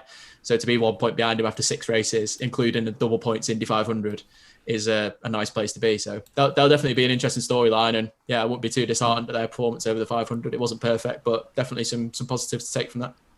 And what did you make of Rosenquist's race? Because I know he led, was it 32 laps or something in the end? Somewhere near there anyway. He led quite a big chunk of laps. And I know he wasn't really there on pace. He was holding out for a yellow at the end there, and he did the speeding in the pit lane. I'm assuming that's why he had to make a late pit stop to take a penalty. But what do you make of his performance and just his season so far, really? Yeah, he's. I guess if we're just talking about the 500, he obviously stayed out late with Sato to try and get that caution. If the caution had come out, then he might have been able to make the end of the race, or had a quick splash and dash and got away with it and been in with a chance to win. And we saw that happening. A lot of people will be kind of not really sure why a few cars that were at the kind of 5th on back kind of dropped out of contention completely, and it's because a lot of them took a strategy gamble and tried to do something different, because what's finishing 9th or 10th in the Indy 500, that's not going to be remembered in a month's time. These guys are willing to take that big risk for the big race. You kind of have to consider that if you watch any other championship, basically, that is World Championship or like a European Championship, for example. They're all fighting for the championship at the end of the year, and these boys are built differently. It's the 500 and it's the championship, and the 500 comes first. It's the first one in the year, and it's the one they all want to win. They're desperate to win it, and you saw why they want to win it from the background of basically the kind of how excited everyone got about having the fans back and the amount of cheering that was going on. It's all about the pageantry. It's all about the amount of just fun that goes into the 500, and the drivers are just different when the 500's on. You can visibly see the adrenaline coursing through them on a practice day, which obviously doesn't happen in many championships anywhere in the world. Most drivers don't want to practice, but it's just the 500 is just an event that's difficult to understand if you don't follow it all the way through, or if you've not watched it before. But I'm sure having watched it on Sunday, you kind of understand the kind of the reason why these drivers want to win it so badly. It's so difficult to win, and it's so rewarding to win at the end of it. So you saw, the Monkeyseat Racing guys up on the fence, and you refer to Helio Castroneves as a Spider-Man, and for anyone who doesn't know, that's where his nickname comes from, because he climbs up the fence like Spider-Man. So I did wonder, because I knew it was called Spider-Man. I was like, is it because of his helmet? I was trying to work it out, and then he climbed the fence along with the whole team seemingly climbing up there. I mean, that's a mad sort of thing to finish, but I'd seen it before because he's obviously won it before, so I thought it was a normal thing that everyone jumps up on that fence. But a lot of people do it now because of him, basically. So he's kind of started a bit of a trend. I mean, and then he did a little lap. I mean, he must have thanked every single fan personally on his little lap round. I think if you want a bit of context as to why that was, obviously he's the first person to win 4 Indy 500 since 1991, which, by the way, is before I was born. So that gives you an idea of. Oh, you're making me feel old there, Jack. I know. Sorry about that. I was 5. It was fine. I was watching F1 then. Yeah. Well, not quite. That's a year before I started watching F1. Yeah, so obviously it's been a long time. That's 30 years. Nearly 30 years. Yeah, right. and no one's left Penske, having won, multiple 500s and then won a 500 again after leaving Penske. So really? It was such a massive deal for him to go away and come to a small team, which I'm sure he was really, he was definitely confident coming to this team that they were going to be able to offer him something. But it's basically a small team taking cars from a bigger team, and when you add all the kind of mixture to the equation, you probably wouldn't expect him to win this race. I don't think anyone was really, gambling on Helio to be a favourite for this race. So it was just a phenomenal. Well, seemingly Tom was because he had him in the fantasy team. I did have him as my winner and won the fantasy. That's a pretty mad prediction going there. That's decent. I'm impressed by that. Well, I've got two teams. One with a friend that we do, and another one who's actually with Tino Belli, who was obviously involved in IndyCar. He's come on the podcast before and talked to us, and so he invited me to his league. And I think it may have been his league that I had Helio Castroneves to win. Yeah, you did, because I'm still in 15th. Yeah, you're like a hero now. And you're now in third. Yeah, mixing so, third or fourth. Little me, who knows next to nothing about IndyCar. I think the person that probably got that I feel that lost the most was Connor Daly. This week, I feel like he was doing so well, and that tire hitting him, I think, really screwed up his wing, and his race was gone from there, which is such a shame because he was leading the race and was doing so well. Did he have the pace to win, do you think, or was it very much a situation? Or was it just a moment he was in that place?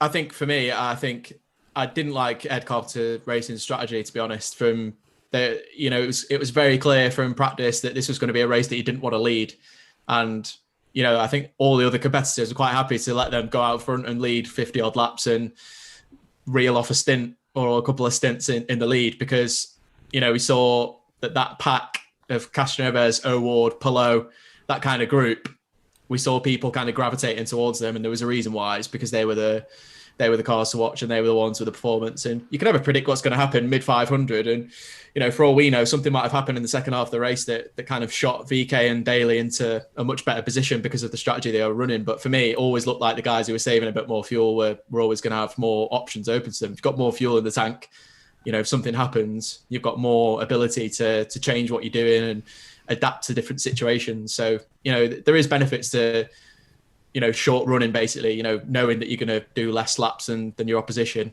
because you can undercut them, and there is still various strategies open to you. But to be honest, it didn't look like the kind of right strategy to be on in terms of just driving off and burning all the fuel and leading all the laps. It didn't look particularly advantageous to me. I know it looks good on a piece of paper, but it didn't feel like that was going to be a prevailing strategy come towards the end of the race. And it just felt like they were going to narrow their window of opportunity, what they could actually do to stay in contention. But there's no doubt that Chevrolet have taken a step forward for this year and produced a better engine than they had last year. And it allowed them to be a lot more in contention. We saw that with a number of Chevys that were in the top 10. I know they weren't in the top 2, but after that, I think it was third on back. There was 4 or 5 Chevrolet powered cars in the top 10. So I think, props to them for turning that round. So you've got to remember that the last Indy 500 was in August, which, they're used to it being in May and having a whole year of development basically, or at least kind of 8-9 months before you start finalizing things, and then you actually get out on track and start testing and stuff like that.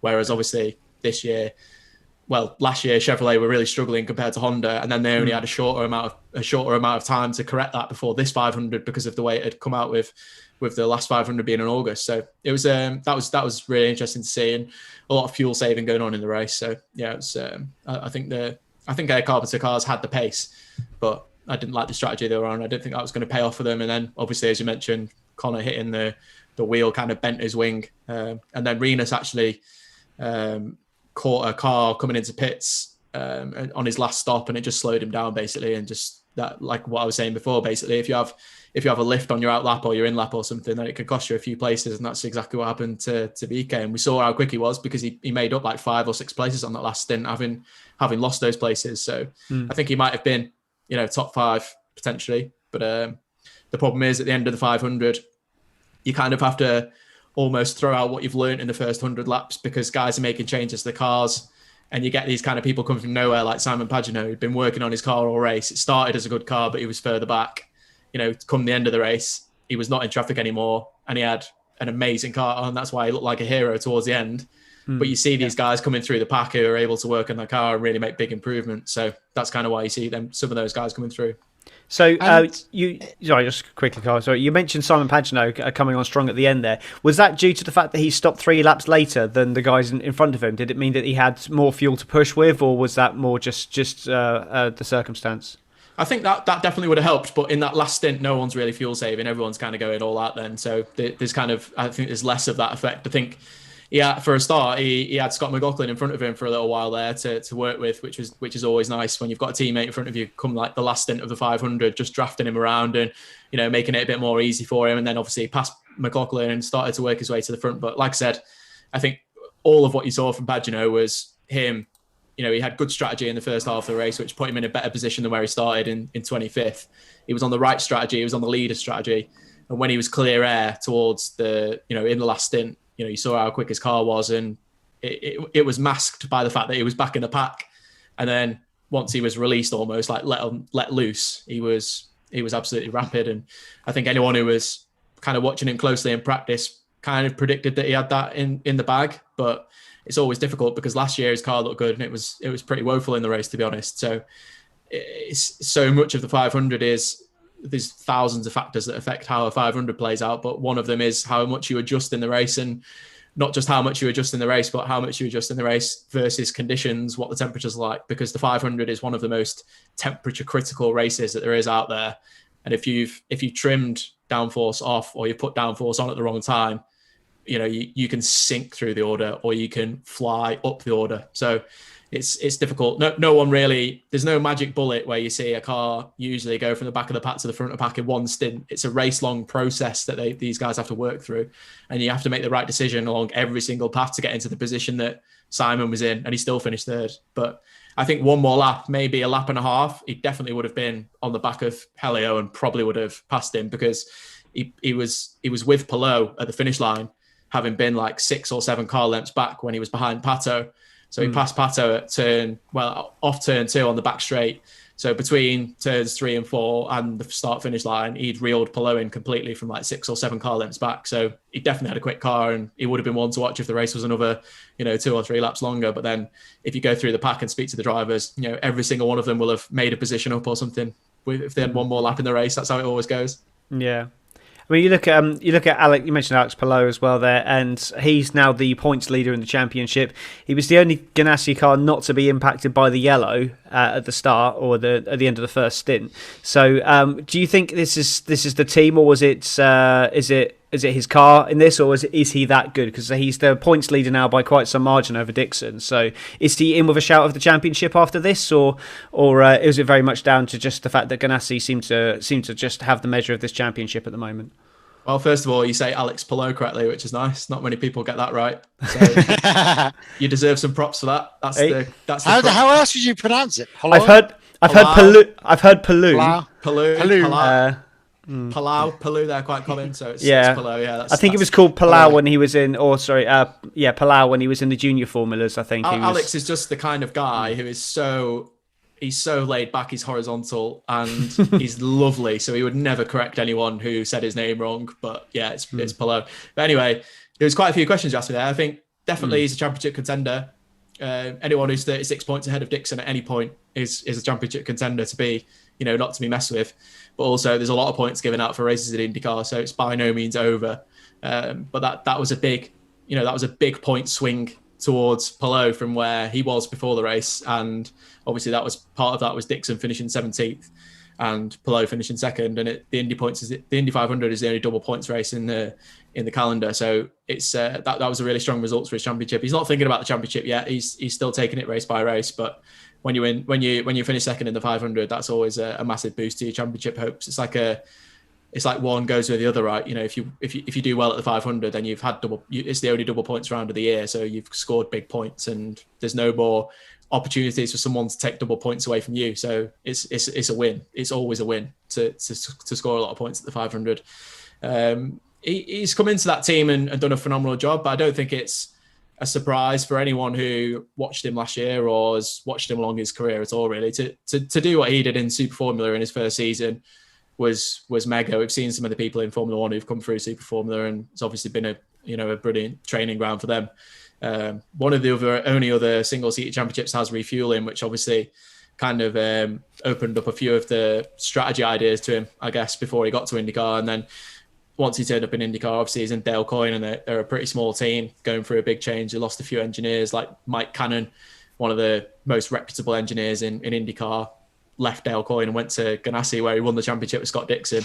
So that kind of tells you the kind of loss that they had, towards the end of the year with him. But yeah, I think Alex did a great job. There was a few, like Road America, where he had the podium, a few standout performances and a few bits of bad luck. But the 500 last year, he was rapid all the way through, made the Fast 9, which is mega for a rookie to do that.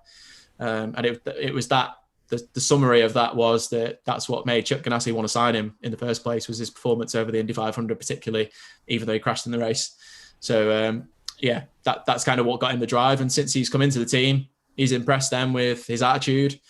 All he wants to do is learn from those guys, even like people like Jimmy Johnson, who aren't, he's not up to speed in IndyCar yet, but Alex is still trying to learn from him everything he can from his NASCAR background. And he's won 7 championships. So he's got a lot of mentality and a lot of kind of lifestyle things that he can pass on to Alex. But yeah, he's the real deal. Don't make any mistake about that. He'll be in the fight for the championship at the end of the year. And it's just, Ganassi's been crying out for someone to come in and be consistently that quick for a long time now. And, Felix Rosenquist was obviously close, but couldn't add that consistency while he was at Ganassi. And, I think Alex has shown he's had a great start to the year. Everything's going his way, and he's just a great performer, and he'll be there at the end of the year. Could he be the replacement for Dixon long term? I think it's, if we're going to start talking about, replacements for Dixon and stuff like that, in all honesty, I don't know if there is one. I don't know if we'll see a driver be as dominant over a championship that's as competitive as IndyCar is for a long time. It's going to be so difficult to replace him, and it's just, he is incredible for so many different ways that we could do a whole podcast about, and it'd be very easy to fill that time without a doubt. But I think Palou is they're putting themselves in a great position with Palou. I think Marcus Ericsson has still got a lot to show, in a positive way. I still think there's a win or two there and some better performances to come out of him. And he's had a lot of bad luck.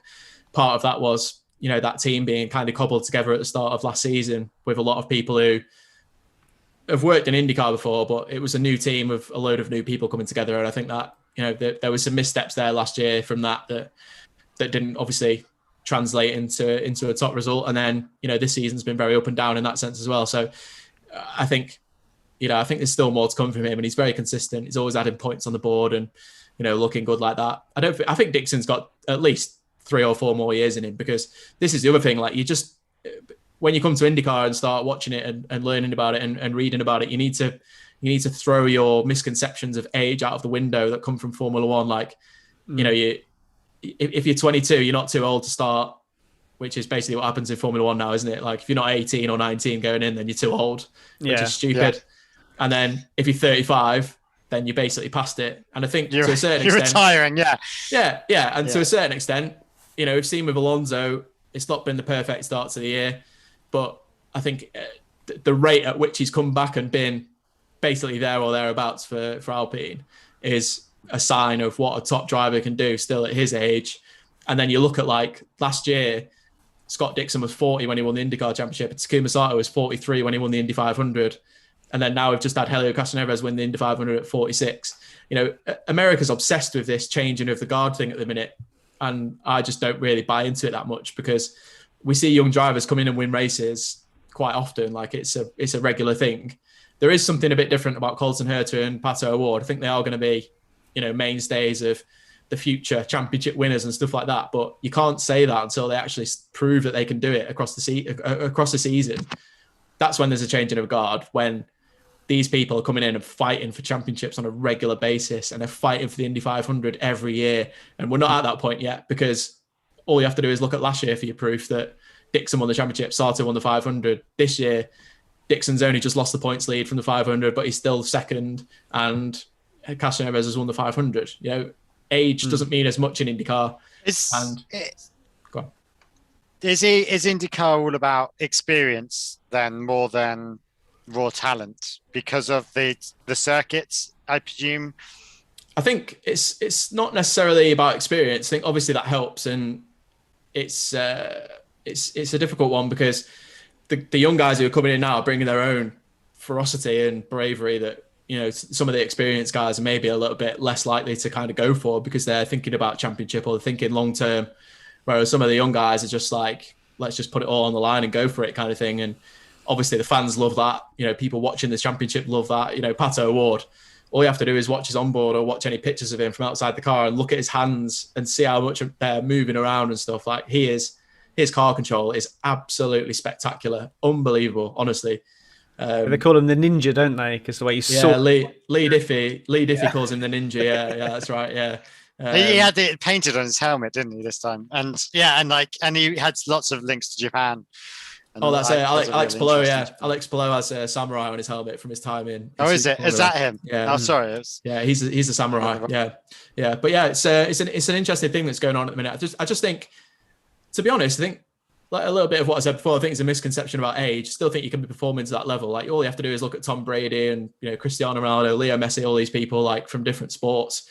If they're given a chance, we've done so much now with psychology, with physiotherapy, recovery from injuries and all that kind of stuff. We just know so much more now than we did 10 years ago, 20 years ago.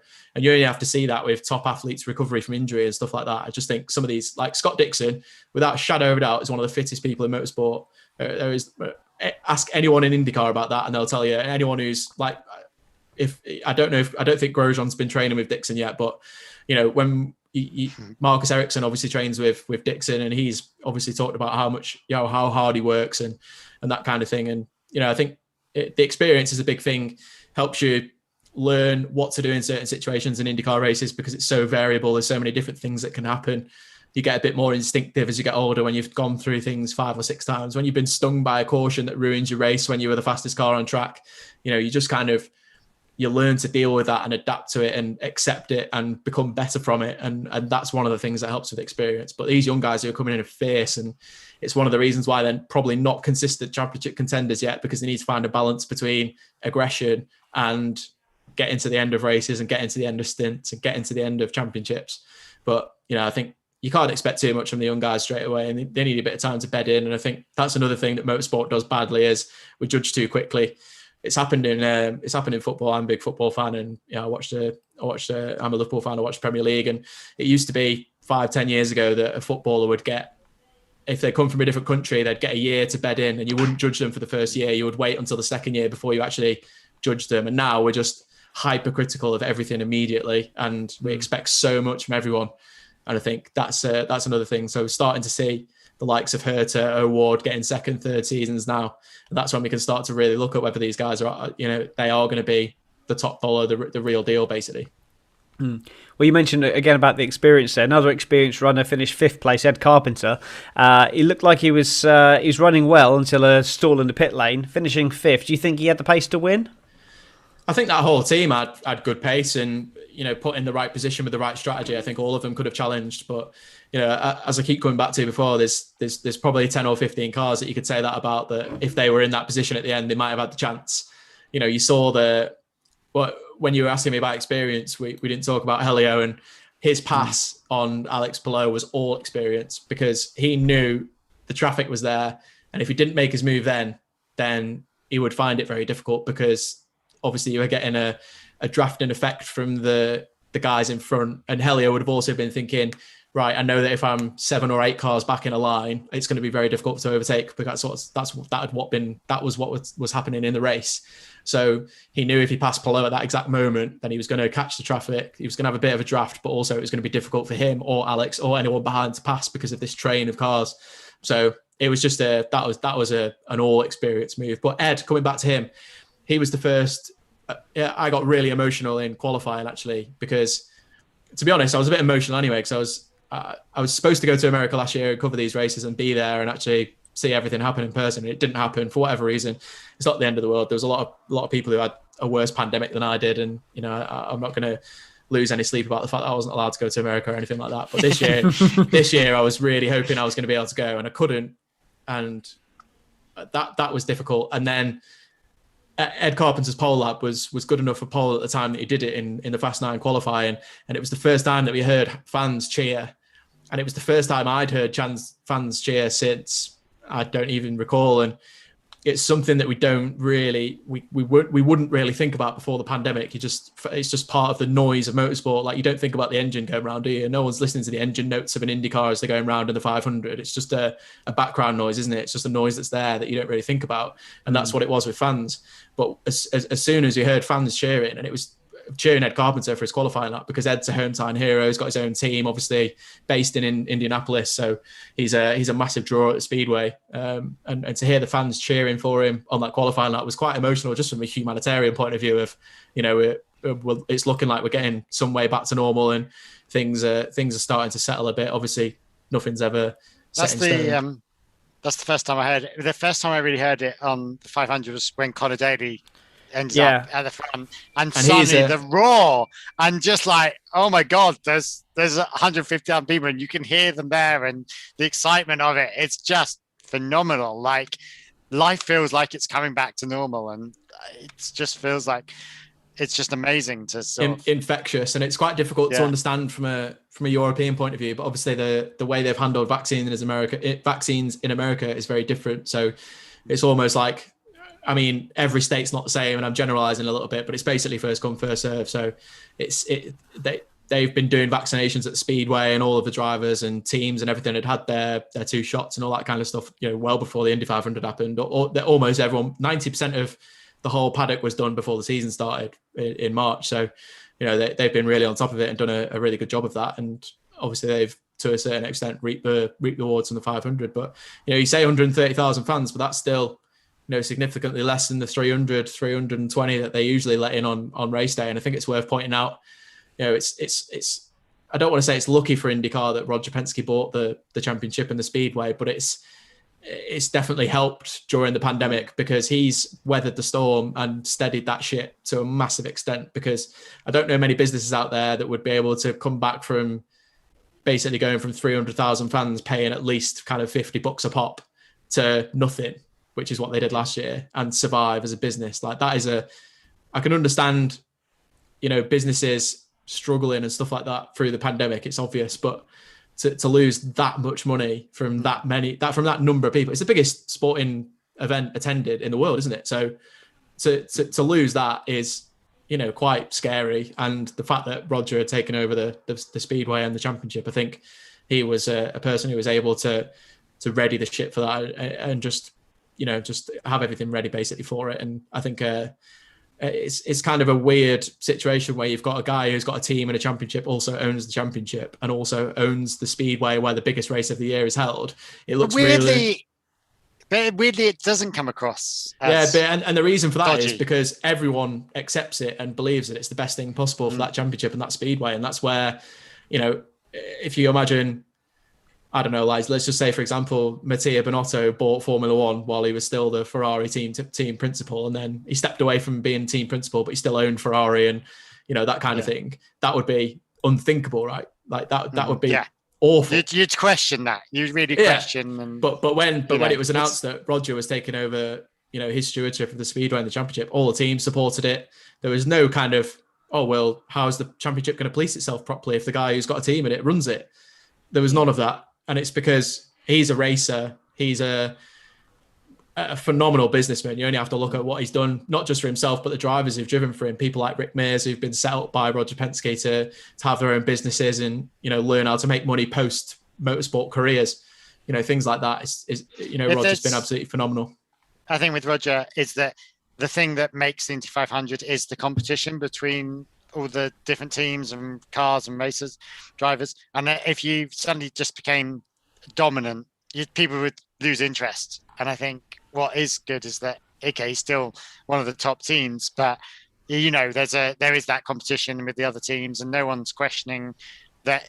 If it was Ferrari, they'd just wipe everyone's ass and they'll change the rules to bend their way. But that doesn't seem to happen, and especially I think also with the Indy being a spec series has really helped the situation as well, because everyone is on a similar playing field. Obviously, there's different engines and things. What I want to talk about, another thing, is the Peretta team. Obviously, an all-ish female team. That's amazing to see that, and so inspiring for a lot of young girls and women throughout sport. I've like my little 2-year-old actually sits there and watches motorsport with me, and I'm really proud that there is that team there.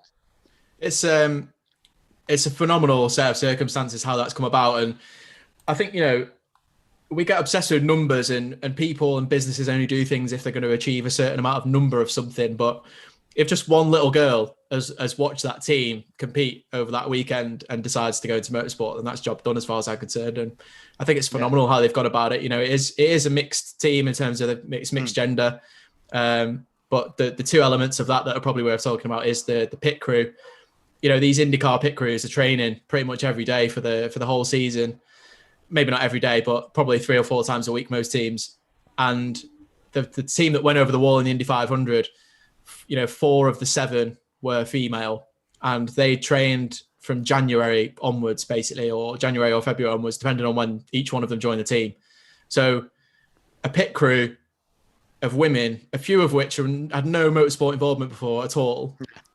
No motorsport experience. They're part-timers as well, weren't they? Amateur part-timers. So to come in and train from January to now, to be able to go and service a pit, probably the most valuable pit stops in the world, in the sense that the Indy 500, obviously the money that's involved in it, the pageantry, the number of people that are watching it, the pit stops are one of the deciding factors of the race, more so now than ever, judged by how close everyone is on the track.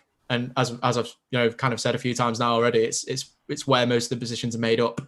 So to have the faith, to go with 4 women over the wall who'd only trained since January, which is unheard of. Like you would want a full off season if you were going to put a man in that role in a normal IndyCar team for sure.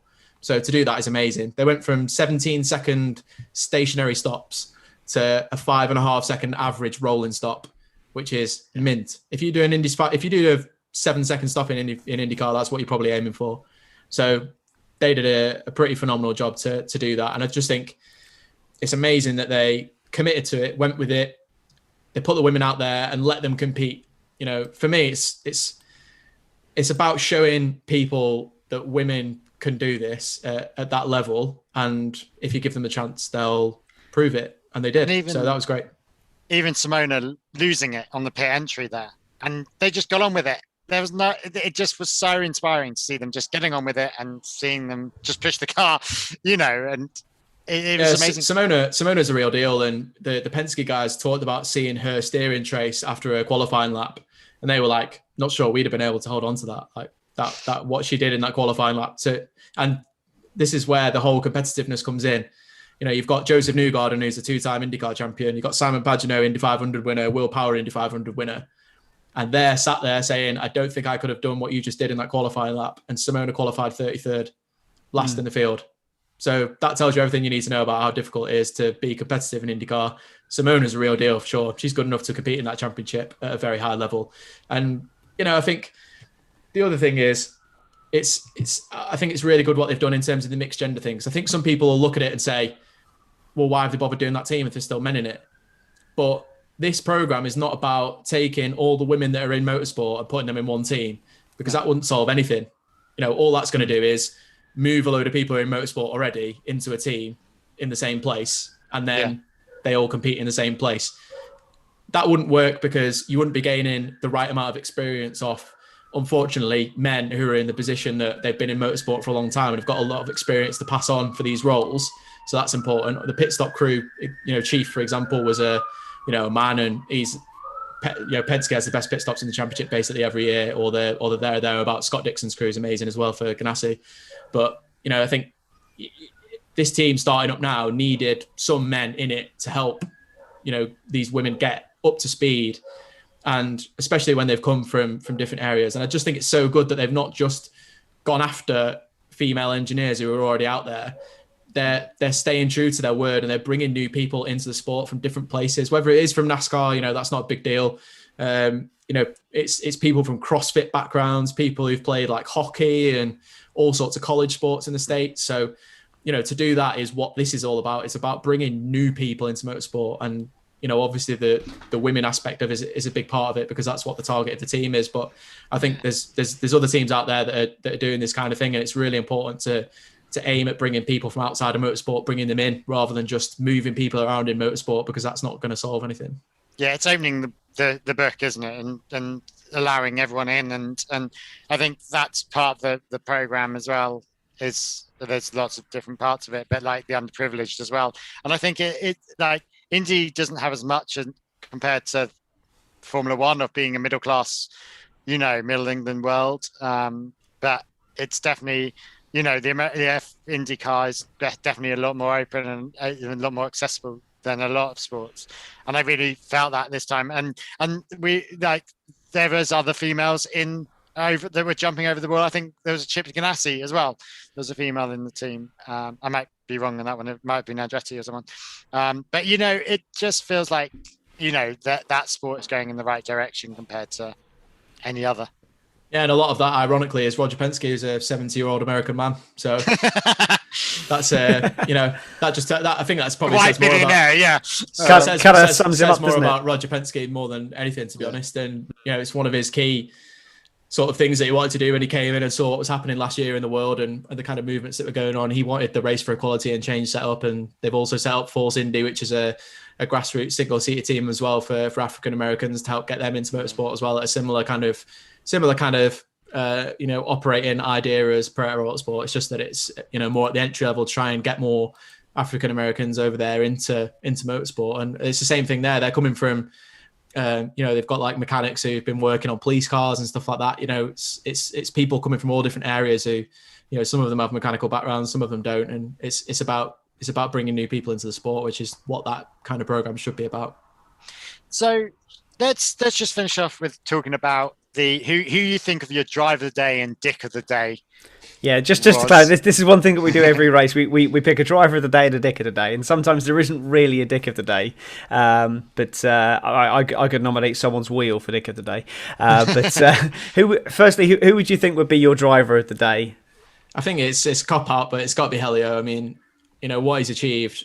He's been, from 2017, finished his full-time IndyCar career and went over to sports cars. Won the championship in INSA last year in sports cars, having learnt a lot there.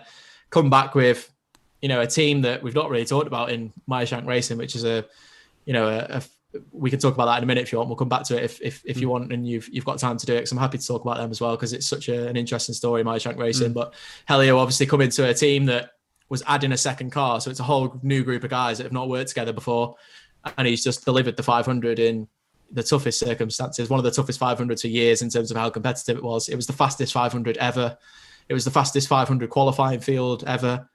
And to come in with, we know he's won 3 races before and he's obviously a top guy, but he's just kind of one of them people who you just think, well, maybe the third was his last one and he's not going to get another one. But, he's come in and proved everyone wrong, showed it with a proper veteran move to win the race as well, like a proper old school kind of overtake that you don't see in Formula One anymore, that kind of makes you appreciate people like Gilles Villeneuve and stuff like that. It was like a throwback Indy 500 passing move that is quite standard but very difficult to pull off, and it was full of strategy as well. So I just really enjoyed that whole kind of cat and mouse, kind of the young guy and the veteran, that kind of thing that was happening towards the end of the race with those two, with Alex Palou and Helio Castroneves. So yeah, I think it was a phenomenal performance from Helio and that whole team. Cool. I was kind of half expecting you to nominate Jai Hildebrand, but I'll give him Nick of the Day then. Yeah. Excellent. I think I'd echo everything you said there. The only people that I would have potentially put as a bit of an outsider, Sage Karam went from 31st to 7th. I think that's a pretty strong performance, and I don't know the story behind his race, but that just on numbers alone, that's a phenomenal ride up the field. In a one car team that shrunk from a 2-car team last year and doesn't get any engineering support from any other team as well, which you didn't see any other of those teams in the top 10. So I agree, phenomenal performance. Yeah, but speaking of cars who do get help from other teams, engineering assistants, so we can go back to Monkeyseat Racing, because they've got a tie with Andretti, haven't they? That's right. Yeah, it's basically it's kind of like the blueprint of the future for IndyCar, I think, because Mike Shank, famous in the States for being a sports car owner, and won the 24 Hours of Daytona a while back, and always went to the 500 as a kid and wanted to compete in it. Tried to do it in the start of the 2010s and didn't quite manage it. And then 2017, he tied up with Jim Meyer, who is involved with Sirius XM Radio in the States, but also has involvement with Liberty F1 as well, Liberty Media, who obviously owns Formula One as well. And they came on board with that team at the end of last year. But yeah, 2017 was the big year when Jim came on board, and they kind of had this blueprint for how they were going to move forward. They started with the 500 in 2017 with Jack Harvey. They did 6 races the next year and then 10 races the next year. So just building up slowly, not biting off more than they can chew, just learning every year, getting the people up to speed, getting them ready. Jack delivered their first podium in 2019 at the Indianapolis road course race. And then last year they got the tie up with Andretti, which means they get Andretti's cars, they get their engineers, they get the parts and everything. So obviously they have to pay for it, but it's a great deal because they're getting competitive machinery. And, we could talk about Jack Harvey's season last year all day long, but we won't. It basically qualified on average like 8.8 and finished 13th or 14th in the championship in the end. A lot of bad luck and things went wrong, but the performance was there, and he's done almost the same thing this year as well. Yeah. But it's just a great way to come in as a small team, to buy your cars from a team that has done all that work, years of, we've had this chassis for a long time now, years of working with that chassis and developing it to a point where it's competitive. And Monkeyseat just kind of pops in, gets the car, and then, delivers the 500. And it's mad to me to think that Andretti are happy to let another team have its car, beat it in the biggest race in American motorsport, and then just carry on as normal. But that's, Mike Shank said that they're working on a new deal with Andretti. That's in the process at the moment, and it looks like they'll get that done. I would maybe suggest that the price has probably gone up after this weekend, but I'm not privy to the exact negotiations, so I couldn't say that for sure. But yeah, I think it's a win all the way around. And that team it's basically that Jim Meyer has been willing to put the money in, but Mike Shank has always said to him, we need to do it the right way. We're not just going to throw money at. He said we could waste money very quickly if we just throw money at this. So there's been a graduated thinking behind every single thing that they've done, including adding the second car for this year. They could have done that a lot sooner, but they've waited till the right moment. They've got the right people in place. Bang, they do it, win the 500. It's just great decision making, exactly how you should be running a team, paying for the right things, not overpaying for things that you don't need. Just great team management. It's been great to see. And obviously, if you're a British fan, then it's nice to see Jack Harvey getting a good chance as well with, hit the quality of his junior career and stuff like that. a very, very able driver who's now starting to get really up to speed with the ovals as well, which is good to see. Sometimes it takes a little bit of time for people coming from Europe to kind of get into the groove of oval racing, because it looks easy, just turn left, but so much of it is the strategy and the decision making behind everything, and learning how you want the car set up and all that kind of stuff. So it's a bit of a rabbit warren, that one, to get down. But yeah, Maya Shank done a phenomenal job, and I think you've seen that from the performance that they put on at the weekend.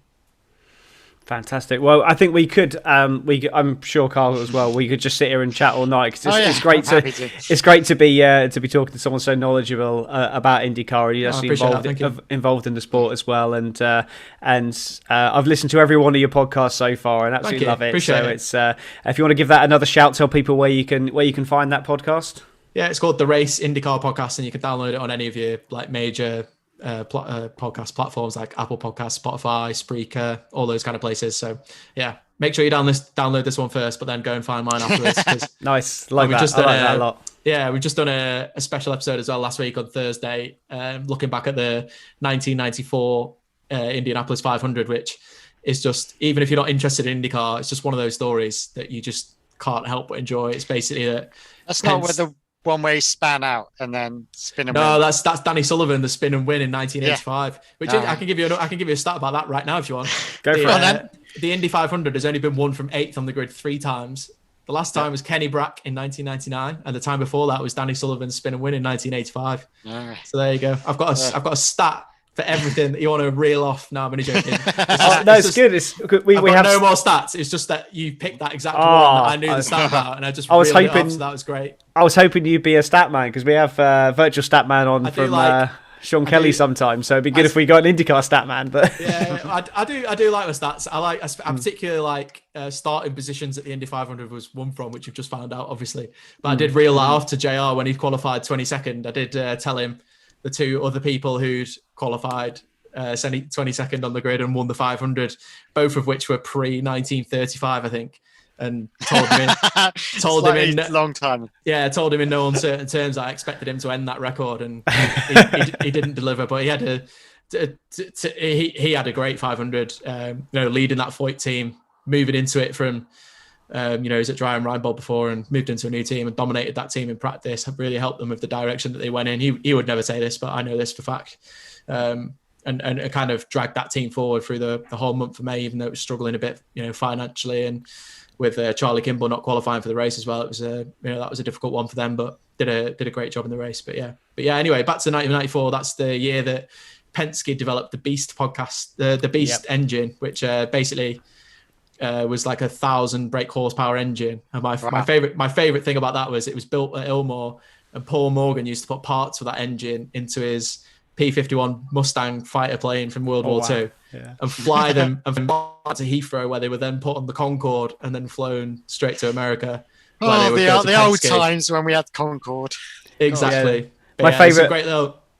Go on. Yeah, so my favourite part of that podcast you just mentioned there was the comment about how it was so powerful it was spinning the wheels inside the tyres. That's just insane. Yeah, they had to sand down the rims and all sorts to stop basically the wheels literally turning inside the tyres. And that was with, they built that engine from start to finish in 8 months. So you can imagine what like a year of development would have got out of it. I think they would have been well north of 1,200 horsepower, to be honest, by the time they got done with it. But yeah, interesting story. Worth going to listen. Yeah. Well, we're going to make absolutely no apologies for running long, because it's been an absolutely phenomenal podcast. Really enjoyed it. Technical issues aside, so just want to thank you for sticking with us. We're going to end the podcast now. So thank you very much for listening. Follow us on the socials at Monkeyseat Pod. Go on to the website monkeyseatpod.com, and we will speak to you all soon. Cheers, guys. Bye. Thanks very much.